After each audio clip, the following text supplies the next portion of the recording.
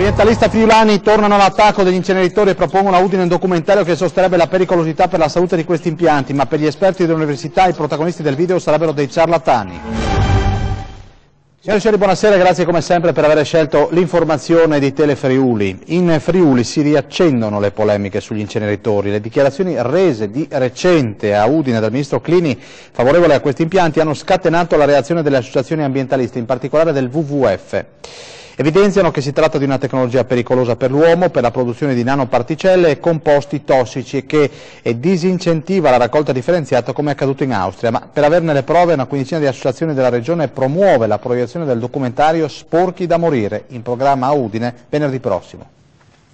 Le dichiarazioni del ministro all'ambiente Clini, che la scorsa settimana a Udine ha speso parole a favore dell'incenerimento dei rifiuti, e la proiezione nel capoluogo friulano del documentario Sporchi da morire, che sostiene la tesi secondo cui questa tecnica non è sicura né pulita, riaccendono le polemiche sulla gestione dell'immondizia.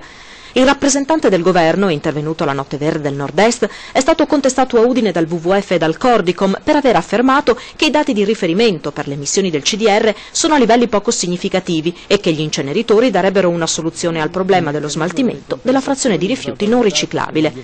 Il presidente regionale dell'associazione ambientalista, Roberto Pizzutti, replica che un'ampia letteratura scientifica dimostra che inceneritori e cementifici che bruciano rifiuti sono responsabili della produzione di nanoparticelle e composti tossici fortemente nocivi, le cui conseguenze sulla salute umana sono più che documentate. Secondo Pizzutti, non ha senso bruciare cose che potrebbero essere riutilizzate. Quello a cui dovremmo tendere, afferma, è rifiuti zero, o meglio, riciclaggio 100%. E dal momento che il ministro Clini ha portato tra gli altri gli esempi di Vienna, nel cui centro cittadino vi è un impianto che utilizza i rifiuti per produrre elettricità, il presidente regionale del WWF evidenzia che proprio la presenza di inceneritori ha disincentivato in Austria la raccolta differenziata, che è al 40%. Per conoscere gli effetti dell'incenerimento dei rifiuti, una quindicina di associazioni della regione, tra le quali anche il WWF, invitano ad assistere alla proiezione del documentario Sporchi da morire, in programma venerdì 11 maggio alle 21 all'Auditorium Menossi di Udine, con ingresso gratuito. Propone le riflessioni di Stefano Montanari, ricercatore noto per i suoi studi sulle nanoparticelle, e di Paul Connett, scienziato statunitense, tra i fondatori della strategia Rifiuti Zero. Tra i promotori vi è anche ISDE, Associazione Medici per l'Ambiente. Ne fa parte pure l'oncologa Patrizia Gentilini, la quale afferma che uno studio condotto in prossimità di 2 inceneritori di Forlì, nel livello massimo di esposizione, si è avuto un incremento del rischio di abortività spontanea del 44% e che, nelle sole donne, è stato riscontrato un aumento dei ricoveri per malattie renali, infarto, infezioni respiratorie ed un aumento di morte per tumori. L'idea di un mondo ad impatto zero e a rifiuti zero non è realistica e peraltro non vi sono evidenze epidemiologiche che dimostrino impatti significativi sulla salute degli impianti di moderna concezione.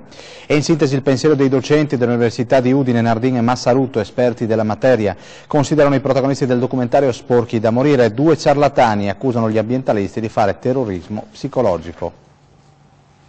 L'ennesima campagna di disinformazione sugli inceneritori, il solito terrorismo psicologico nei confronti dei cittadini, sbandierando cifre che non trovano alcun riscontro nei dati ufficiali ed appoggiandosi a testimonial che sono ciarlatani. 2 esperti della materia dell'Università di Udine, il professor Antonio Massarutto, docente di economia pubblica, e il professor Gioacchino Nardin, docente di impianti industriali e meccanici e profondo conoscitore delle tematiche energetico-ambientali, smontano le tesi degli ambientalisti sugli inceneritori. Partiamo dal presupposto, esordisce Nardin, che impatto zero e rifiuti zero sono propri dell'Eden, non certo del mondo reale. Perseguire questi obiettivi non è realistico ed è incomprensibile il no assoluto ed a prioristico di certi ambientalisti. Io sono progettista di impianti, aggiunge Nardin, come quello a trigenerazione del Parco Nord di Udine, il quale consente di ridurre le emissioni di CO2 di 18.000 tonnellate l'anno. Mi ritengo per questo un benefattore dell'ambiente, ma poiché progetto anche impianti di termovalorizzazione, vengo additato da alcuni, che cavalcano le paure dei cittadini, come uno che opera contro l'ambiente.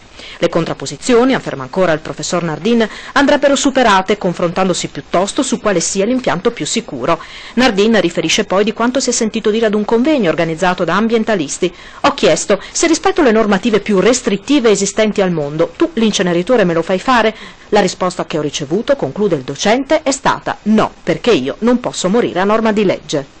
Ci sono molte evidenze che gli impianti realizzati 30 anni fa facevano male alla salute, afferma il professor Antonio Massarutto, ma gli studi epidemiologici più recenti sugli inceneritori di moderna concezione dimostrano che il contributo degli stessi alla diffusione di patologie è praticamente pari a zero. È appurato che le nanoparticelle fanno male, aggiunge, ma queste sono legate soprattutto al traffico e agli impianti di riscaldamento. Sono convintissimo, prosegue Massarutto, che il riciclo sia fondamentale e da potenziare ulteriormente, ma è utopistica, fuorviante e pericolosa l'idea che si possa arrivare in tempi brevi ad eliminare i rifiuti, a meno che non si voglia fare come a San Francisco, dove ufficialmente le immondizie si riciclano, in realtà le si impacchetta per spedirle in Cina. Il vero nemico è la discarica, dichiara Massarutto, che va eliminata, ma nessun paese l'ha fatto senza riciclo più inceneritore. Quanto ai protagonisti del documentario Sporchi da morire, Montanari e Conè, Massarutto non usa mezzi termini, sono due assoluti cialtroni, screditati da tutta la comunità scientifica. In regione ogni anno si generano 3 tonnellate di rifiuti per persona, di cui 485 kg sono quelli urbani. Il dato è stato reso noto oggi dall'ARPA del Friuli Venezia Giulia. Nel 2010 in regione il totale dei rifiuti urbani è stato di 596.000 tonnellate. Il 52% è stato raccolto in modo differenziato grazie all'aumento di tale raccolta nelle province di Pordenone e Udine, sebbene sia diminuita nel Goriziano e resta stabile nel Triestino. 78 comuni su 218 non raggiungono ancora l'obiettivo fissato nel 2008 del 45% di raccolta differenziata.